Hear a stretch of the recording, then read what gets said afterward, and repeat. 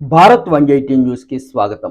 ఏలూరు జిల్లా నూజివీడు నియోజకవర్గ వైఎస్ఆర్సీపీ ఎమ్మెల్యే అభ్యర్థి ప్రతాప్ అప్పారావు కుమారుడు వేణుగోపాలరావు ఎన్డీఏ కూటమి మేనిఫెస్టో సూపర్ 6 పథకాలపై విమర్శలు చేయడంతో ఎన్డీఏ కూటమి ఎమ్మెల్యే అభ్యర్థి కులిసి పార్థసారథి మీడియా సమావేశం ఏర్పాటు చేశారు.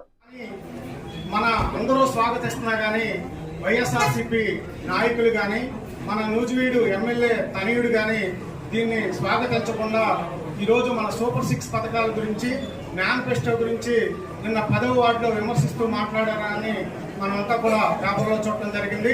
ఇవి సూపర్ 6 పథకాలు కాదు, సూపర్ 6 మోసాలని చెప్పి ఎమ్మెల్యే గారు తనయుడు వేణుగోపాల్ అప్పారావు గారు నిన్న ప్రజలతో అన్నట్లు మనందరం కూడా చూసాము.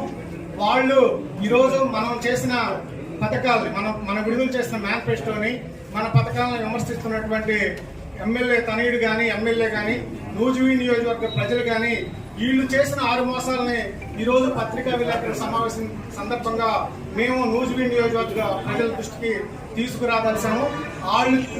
ఈ 15 సంవత్సరాల్లో నూజివీడు నియోజకవర్గ ఎమ్మెల్యే అధికారంలో ఉండగా ప్రజలకు ఇచ్చిన హామీలని ఏవి ప్రధానమైనవి 6 మోసాలు చేశారో ఈ రోజు నేను చెప్పదలిచాను.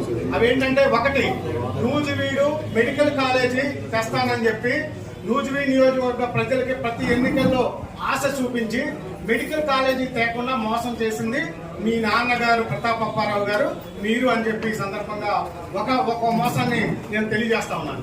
అలాగే నూజివీడ్ని అధికారంలోకి వస్తే న్యూజిలాండ్ చేస్తానని చెప్పి మోసం చేసింది మీ తండ్రి మీరని చెప్పి 2వ మోసంగా నేను తెలియజేస్తా ఉన్నాను. అలాగే చింతలపూడి ఎత్తిపోతల పథకాన్ని పూర్తి చేస్తానని చెప్పి రైతులతో నోట్లో మందు కొట్టింది మీరు మీ నాన్నగారు అని చెప్పి నేను ఈ సందర్భంగా తెలియజేస్తా ఉన్నాను. అలాగే నూజివీడు విజయవాడ ప్రధాన రోడ్ని వేస్తామని చెప్పి నూజివీడు ప్రజల్ని మోసం చేసింది మీరు మీ నాన్నగారు అని చెప్పి 4వ మోసంగా తెలియజేస్తా ఉన్నాను.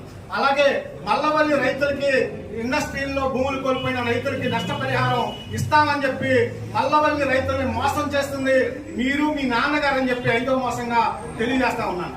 అలాగే 6వ మోసంగా నూజివీడులో ఇండోర్ స్టేడియం పూర్తి చేసి క్రీడాకారుల్ని వాళ్ళకి అండగా సపోర్ట్ గా క్రీడాకారులను తయారు చేస్తామని చెప్పి మీరు 6వ మోసంగా మోసం చేశారు.